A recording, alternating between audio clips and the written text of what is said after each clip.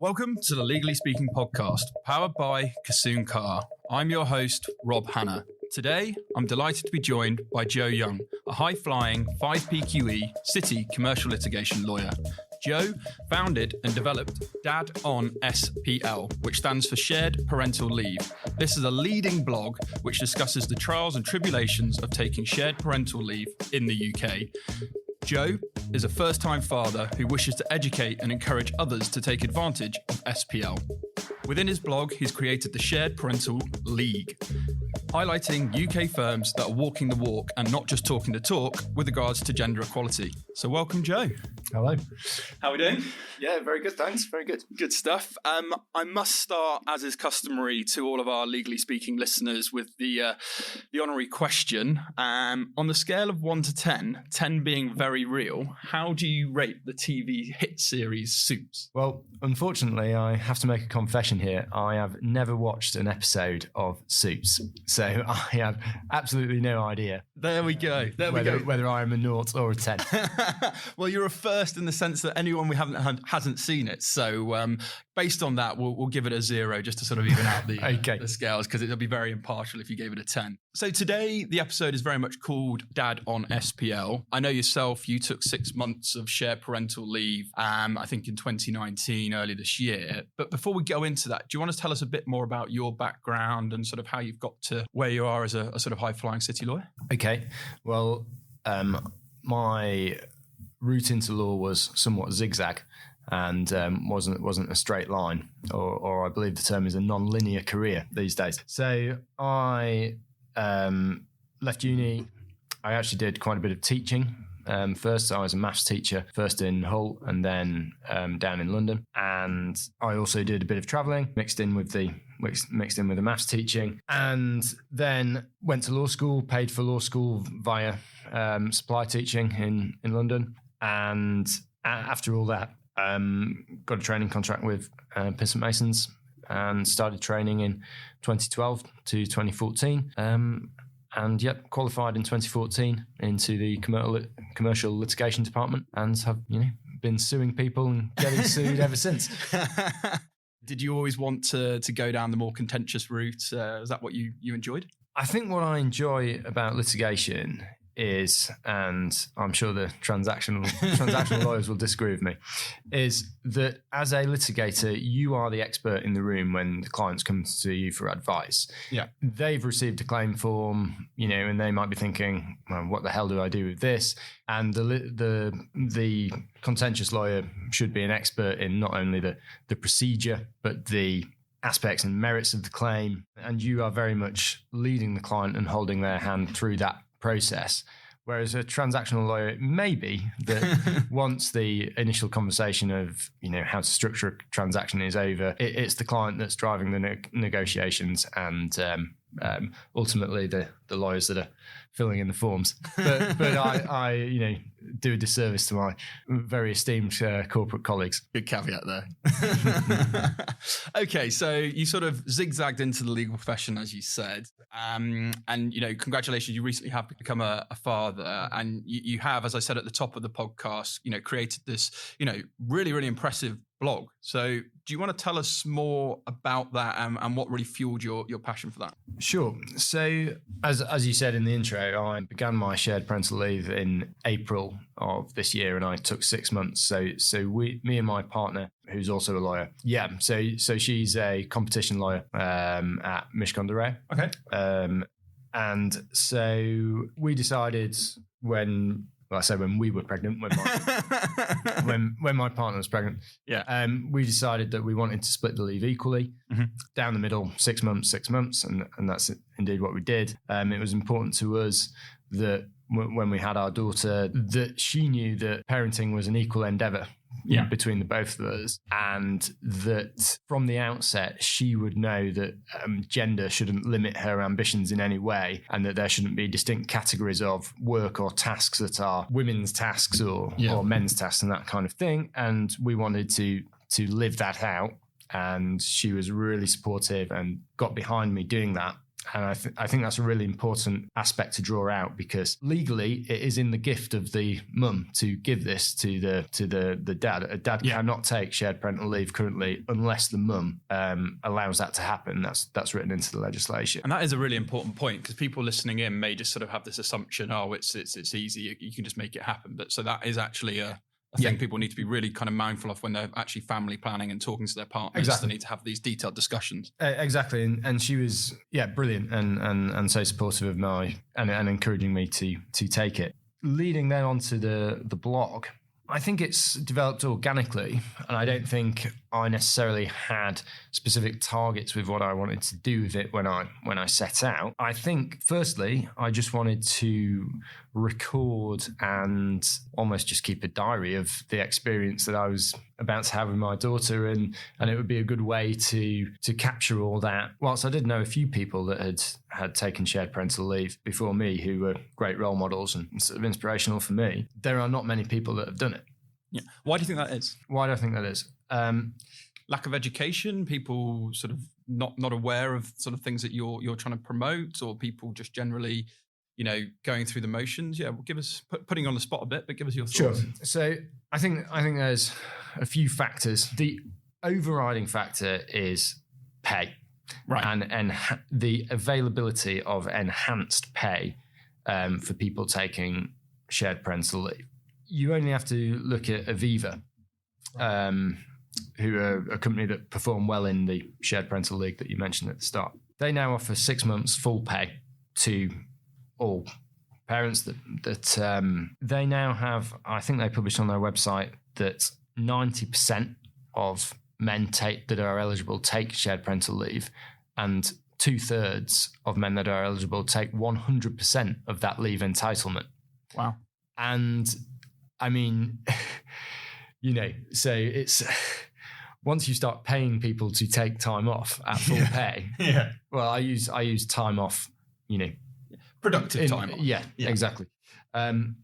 Once you start paying people and encouraging people to take that time, that's going to be a big factor. But there are also other factors, social stigmas that still persist. People just passively go along with the status quo, and it's always assumed that it will be the job of the mum to be the primary caregiver. Another interesting aspect of this discussion is the way that shared parental leave is getting lots of traction in the media, but not only the fact that it is getting traction, how it is being spoken about in the media is interesting too. So I think it was a Times article that said X firm has increased its shared parental leave offering to retain best talent.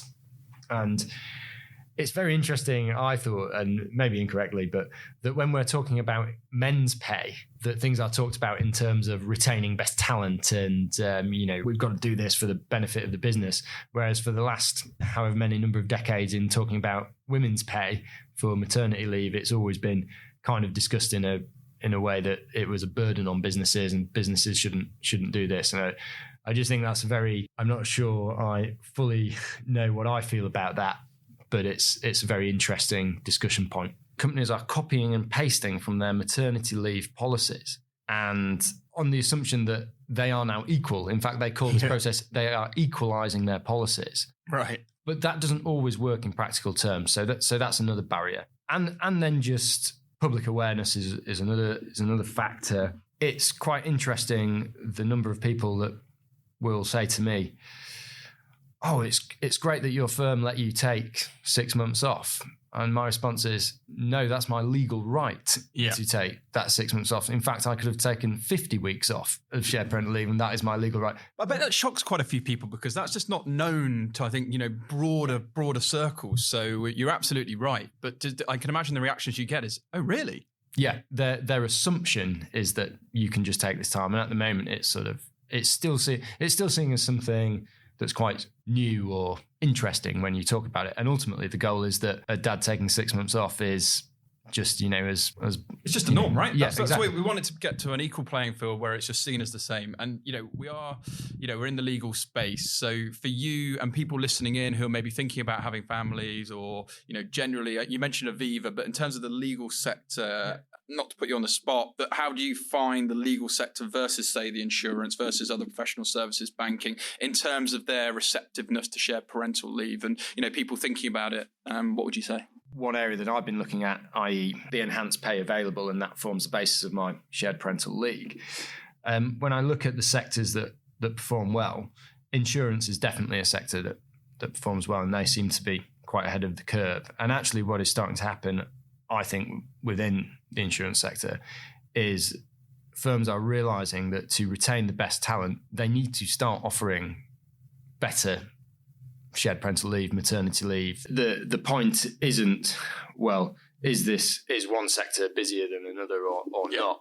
The point is, who is offering the best enhanced SPL pay packages, because that will drive gender equality in the workplace. Yeah, fair point. I think people can relate to that.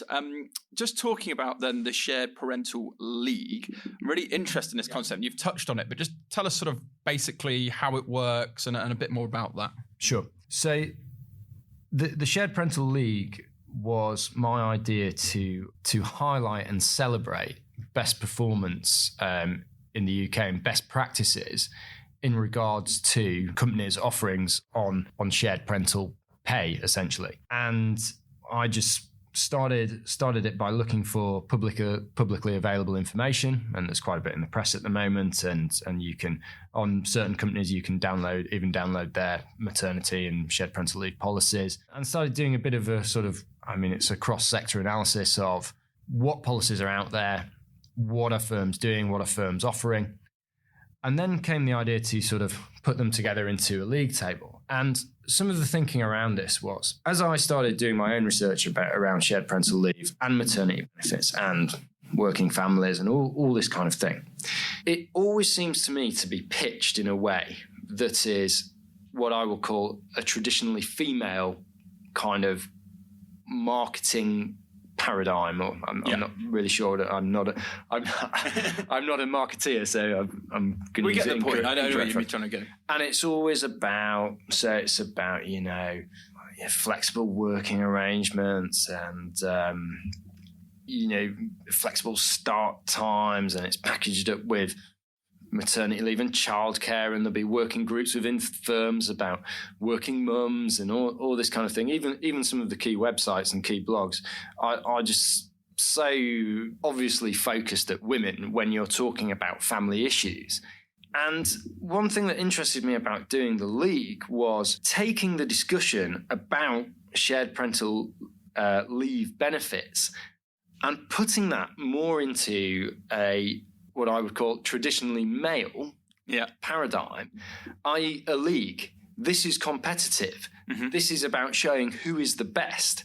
And I kind of had the idea of making comparisons with a football league and literally pitting firms against each other as a way to take it out of that sort of solely traditionally marketed at women way. I'm maybe not explaining that. No, but I think it makes it more as an objective. You put it into a league, it's there in black and white. And I think the point is with the league as well, it's to bring out the best of firms and companies, rather than a name and shame, right? It's about actually, these are what people are doing well. It's like if you're fifth in the league, how can I get to first rather than, anything else? And that's a clear point. Exactly. And I'd like to stress that the league is there to celebrate the best practice. It is not there.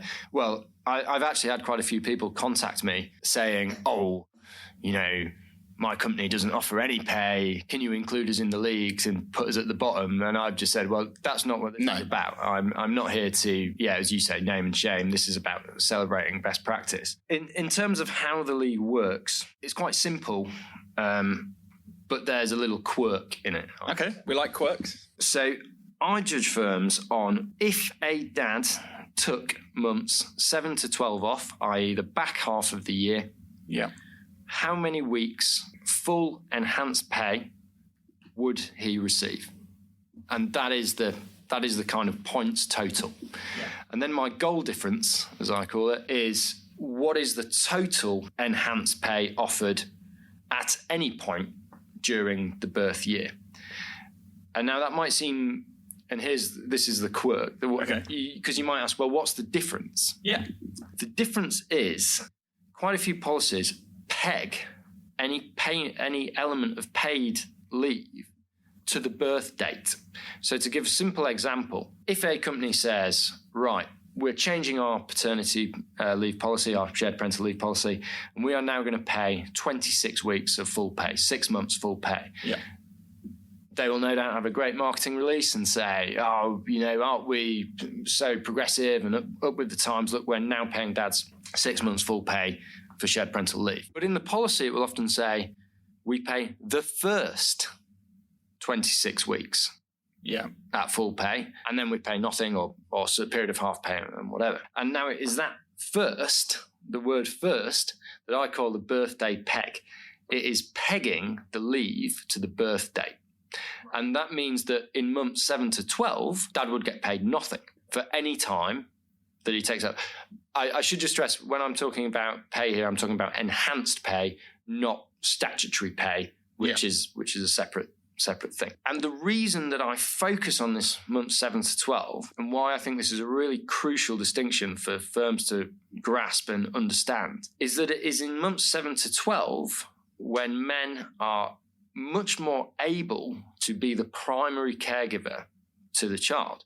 In months 1 to 6, the mum may be breastfeeding. If couples are deciding to do that, which is obviously quite a common thing for couples to decide to do. The mother has just given birth. She needs time to recover, and there needs to be mother and baby bond. There might be, if the baby's slightly premature, there might need to be lots of skin-to-skin contact, all of these issues that mean it's not really feasible for the man to be the sole caregiver in months 1 to 6.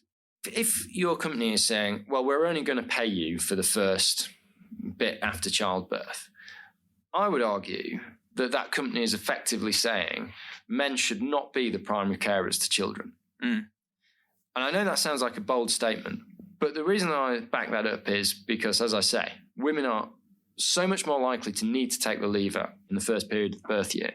And if men are taking the leave then, they will not be the primary caregiver to the child. Great, they will be there assisting. They will be helping keep the house clean, helping wash the baby clothes, running out to buy the nappies, doing all that stuff, which is brilliant. I'm not saying, I'm not for 1 second saying that that's not good stuff. Yeah. But what it isn't is the man taking the primary caregiver role. And it is usually in the later months that there are basically no restrictions on the man taking that role. Once, if the couple has stopped breastfeeding, then there is absolutely no reason the man can't take over the primary caregiver role. And so that is why I place so much emphasis on what the pay is in the later months and on this concept that I call the birthday peg. Yeah. So that's where you're saying if companies or firms are thinking about things, I was going to ask you, what could firms be thinking about to improve or to get better is looking at that 7 to 12 month and what they can do to make that better, to make it more attractive, right? Yeah, exactly. And what I would actually say is it's actually about firms allowing the flexibility for a couple to use that enhanced pay period however they want. I'll give 2 brilliant examples. Vodafone and Standard Life Aberdeen have both recently announced shared parental leave policies. I should just say that Standard Life Aberdeen's policy is absolutely amazing. It is 40 weeks, full pay, in any time up to the child's 2nd birthday. Okay. Well, that's really, really insightful. I think you shared a lot of things there that people won't have been aware of, most definitely. The other thing we talked about off air was about sort of business risk and perceptions, perhaps of firms or companies, not offering this, maybe having a more hard and line fast. Well, do you know what? It's always been like that, and people in the past have got on with it. So just get on with it. What do you say to that kind of approach? So this comes back to what I was saying earlier about making this conversation not necessarily about family leave and flexible working and this kind of thing. Sort of similar to what I'm doing with the league. I'm creating competition, who are offering the best policy, etc. And this point about risk, I think, again, is another one that is about moving this conversation into a conversation about how having a good SPL policy is good for your firm's bottom line. Good stuff. Okay, and I always ask people Vision 2020 because I'm not going to be able to ask it in a couple more months. We're going to be in 2020. What do you plan to do? You mentioned you don't really have any direct goals when you set out the blog, but it sounds like you've come on leaps and bounds, and you've got some great, fascinating projects and other things outside of that. But for the blog, where do you see that going, or what do you want to sort of go into 2020 achieving? The first immediate plan I have is to get round to responding to the government consultation and on its new proposals to support working families, and that might involve a wholesale change of the way that shared parental leave operates. So I think I've got some things to say, as you can probably tell, about how they might best do that. And that's in the next couple of weeks, so I want to do that. And then the next thing is I want to continue doing as part of the blog, I've been interviewing other professionals in law, but also other sectors, about their own SPL experiences, in a bid to show people that there is actually more people out there that have done this already and done it in various different ways and done different things with their shared parental leave. So I'd like to continue doing that. And also, with regards to the Shared Parental League, more and more companies every week are publishing new policies, and I've seen an amazing interest on LinkedIn. I can expect around 1,000 new views a day every time I post the league, and and that's amazing from a standing start, because I follow your content. It's great, it's really insightful, but it's really is a topic that people are taking great interest in, so it's just growing from strength to strength. Yeah, thank you. And so developing the league, and ultimately it'd be nice to, once I get enough firms publish their data on this, and that I can split the league into sectors and maybe have a sort of sector focus for each area. And that's really, really great. And I think you will continue to go on your journey. I'm thinking as well, people listening in who are probably getting quite, wow, I didn't know about all of this. I really want to talk to Joe, or, I'd like to reach out to him more. How can people contact you? Tell us how they can get in touch, and what's the best forum for that?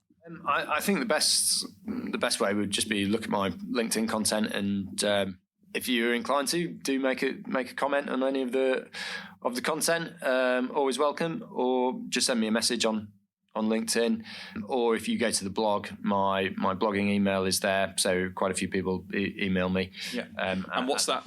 Just give it a shout out. That is dadonspl@gmail.com. There we go. And we talked a very serious topic today about SPL, but outside, or what have you most enjoyed about being a father? Yeah, sorry.